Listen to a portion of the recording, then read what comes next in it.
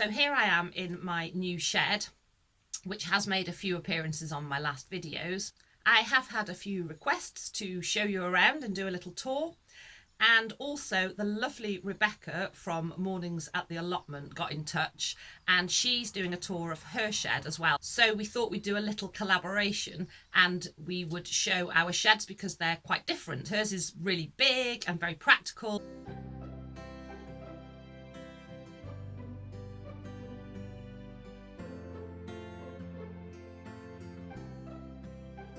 Mine is small and cosy. I wanted to make it really pretty, but I wanted to keep it practical as well. So I will give you a little show around of what we've done.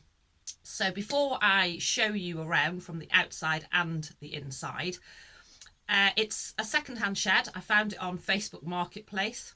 I paid £100 for it. The chap just said, make me an offer, and I thought I'll start at a silly price, and I thought he would want more. So obviously I snatched his hand off. This was many months ago that I bought it, and we brought it home and it's just been sitting on the farm in storage for quite some time. So we finally got around to creating a base and putting the shed up. And I will pop a link up above to us putting the shed together. I've tried to do it very much on a budget. So as I say, I didn't pay much for the shed itself. And then the only thing extra that I had to buy was some roofing felt, because there was roofing felt on it, but obviously it had been dismantled and the felt had got ripped. So new roofing felt. And we've tried very much to utilise things that we already had around the place. And I'm really, really pleased with the space that I've created. So if you haven't found Rebecca's channel already, Mornings at the Allotment, I will drop a link below to her channel and also to her video. I really hope you enjoy this. It's not the biggest shed in the world, so it won't take me long to show you around. So as ever, thank you so much for watching. If you are new to my channel, please do consider subscribing and hit that bell to get notifications of all my latest videos. I do put up predominantly gardening videos, but as my channel title Rue's Life implies, it is also about my life here on the farm. So there are some other videos that pop up from time to time as well. So let's start outside. The light's not great. It's quite early in the morning, it's just 20 to 8, but as I move around the light will improve. But here you can see it's a really cute little shed. I just fell in love with it when I saw it. So the people that had it before had actually painted or treated the outside, this side and that side, but the other two sides hadn't been treated, so they are a slightly different colour. But I have managed to find some wood preserver which was lying around in the shed, and I have done the other two sides, and I will show you that. But you can see it's ever so cute. I've got a little bucket there, which is actually, the bottom had fallen out, so I've lined it with an old compost bag, and I've got some poppies growing in that. I've popped a couple of little hanging basket brackets up. Those brackets I bought, I will drop a link above to the little haul of bits and pieces that I bought on a budget just to jazz it up. And I've got some geraniums in those baskets, which are cuttings. Again, I'll pop a link above to that video where I took cuttings from my pelargoniums to create more, and there's 2 of those in those baskets. So you can see it's on a slab base. Chris has made me this absolutely gorgeous little bracket. And again, I've got some pelargoniums in that little window box, and I'm just absolutely thrilled with it. It's so cute. I just love this little window. It's like a little dormer, and I just love it. And then I'll just move you around the shed so you can see we've popped the new felt on the top there. It originally had black roofing felt on it. You can see on the little dormer window, we managed to salvage that, but the rest is new. I'm going to hopefully pop some guttering on as well, so I can collect some rainwater for use for watering. So let's just move around the outside so you can see where the colour changes here. But this is what I had in the shed, so I've used it up. And then I'll just move around and you can just see the back there, and it's really well built.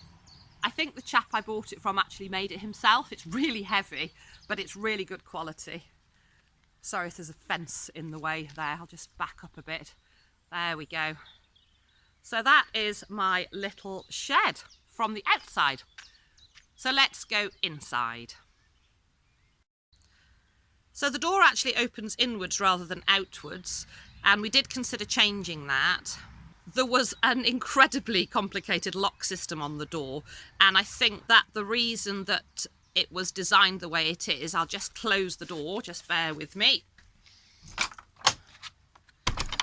You can see that, you know, there's absolutely no hinges at all to access, and once locked it would be actually quite difficult to break into, and I think that's why it was designed that way. We've taken off some of the complicated locks, and I've just popped a hasp and staple with a padlock on it, because I have got tools and equipment in there, and they would be covered on my contents insurance because it extends to the outbuildings and sheds and so on the farm. But yeah, I've kept the door the way it was because it would have been a little bit complicated to change it around, and again, I actually quite like the fact that it's secure. So let's pop inside.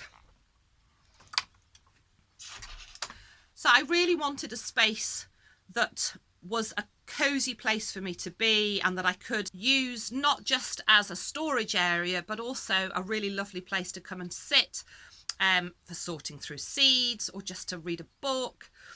So I wanted to make it a really cosy space as well. For many, many years, I've dreamed of having, a little place on my plot that I can enjoy. I've done lots of research. I've been inspired by other people's videos and sheds and pictures, and I've finally created my own little space. So as you can see, I've got a little chair here, which is actually just a plastic garden chair, which I got many years ago, I think from Freecycle, and I've just popped a throw and a cushion that I already had over the top to make it into a pretty little armchair. I've got my radio, which runs from batteries. I would like to get a solar powered radio eventually, but again, I already had this radio. It's one that I've had in the polytunnel, and again, everything was on a budget at the moment, but it is something I would like to get in the future. So I've got my little radio. You can see, because of the way that this shed is constructed, it's made some lovely little shelf space for me to pop some little knickknacks, most of which I already had either in the house or in the polytunnel. The bunting is the bunting that I had in the polytunnel, but actually it gets a little bit damp in there and it's going to do a lot better in here. So I've actually, instead of having it in one big long length, I've cut it into shorter lengths to hang around. You can see now I'm up here, there was polythene lining already on the inside, so it's sort of doubly protected against the elements. And I decided not to paint these beams because I quite like the wooden effect. And I also didn't paint what I'm calling my skirting boards. I don't know if you can see them. I'll just move the chair. So the sort of last bit, if you like, I've left that wood as well. But I have, as you can see, painted just with some white emulsion the interior of the shed. I really like this kind of beachy hut weathered look that it's created, which is why I haven't put extra coats on. I quite like the fact that you can see that wood coming through.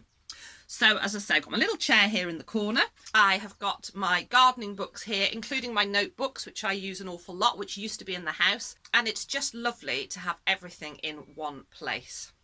So underneath this shelf, I've got, it's a little bit dark, there we go. This is just a bin that I used to keep dog food in, but we've got a different bin there now. So I've popped a bin liner in that, and that is just for rubbish. And there's a little bit of storage space. There's some paint and some bits and pieces under there, and my chicken poop pellets. In this corner, I've popped one of my camping stoves with a kettle. I've got some coffee and sugar, a tea towel, some spoons and some mugs that we already had in the house, so I can always grab myself a cuppa. And when I have friends and relatives around, we can all come across here and sit and have a cuppa. Obviously we're not all going to fit in the shed. I have got plans to make a little bit of a decking area outside, and we can always bring chairs and things over. And then underneath that, I've got this old filing cabinet, which has been redundant for a while. The lock on it is broken, but it's really useful storage. Let me just open it up. So at the moment, I've got my seed tins and tubs in there. So again, everything is now stored here rather than across at the house, which is just great. And then in this bottom drawer, there's not a lot in there at the moment, but it's another good storage area. And then let's just move you around without making you seasick.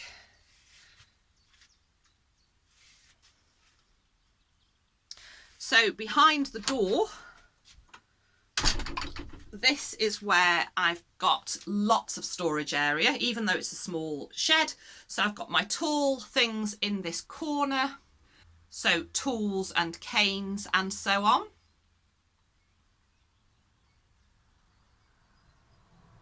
Again, there's a little shelf here, which I've got bits and pieces on. I've got all my gardening gloves now in this little tub.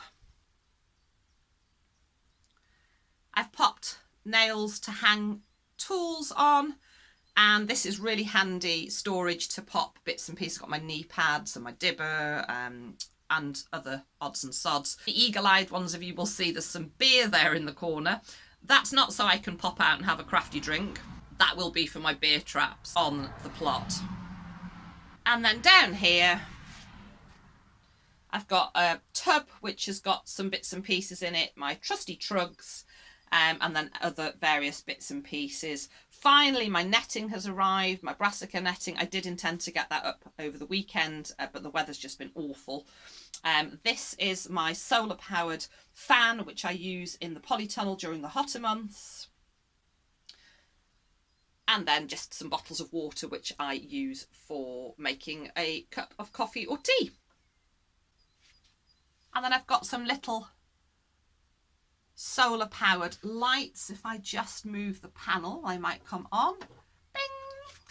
And aren't they just the cutest? The little bee lights. They were really popular in my little shopping haul video. They're just the cutest. So I'm absolutely thrilled to bits. It hasn't cost a huge amount to do, but I've now managed to create a space which is practical, but it's also really pretty, and it's a lovely space to be in. If I'm gardening and I want to pop in and have a sit down, if I want to refer to my reference books, sit sorting seeds, writing lists of things that need to be done.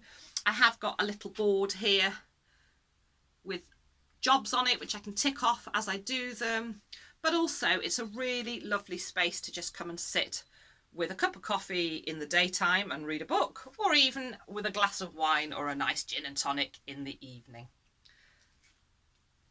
So I hope you've enjoyed this little video. Thank you so much for watching. Take care, and I'll see you all again soon.